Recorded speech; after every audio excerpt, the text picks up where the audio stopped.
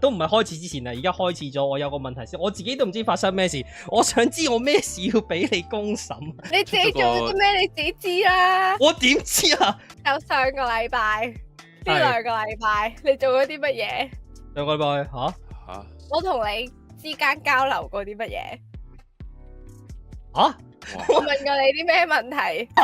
你問過我啲咩問題啊？呢啲直男咧就係永遠都唔知自己做錯咗啲乜嘢。你係咪講睇戲嗰次啊 DM 嘅，你喺邊度 DM 我啊？我淨係會用 Discord 同你講嘢嘅啫嘛。係啊，就係 Discord 嗰度上一個對話係你 send 條片俾我嘅喎。係兩件事嚟嘅，但係兩樣都係同一個理由。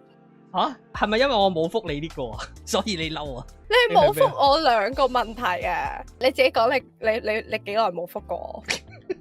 你自己講，你從來都沒有回覆啊！你講下我幾時 send 俾你嘅？3月8號，今日21號，今日21，兩個禮拜咯，應該就係上次夜難之後啦，係嘛？係喎。你係咪點樣賠罪啊？我飲 double 好唔好？飲，我飲。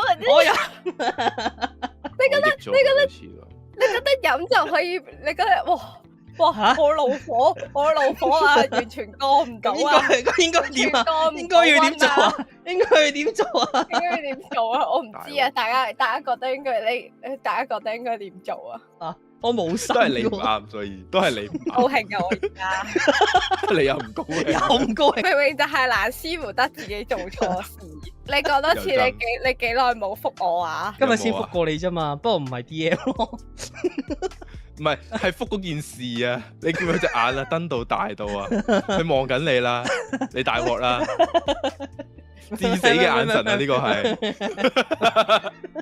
sorry，係，對唔住，係 sorry。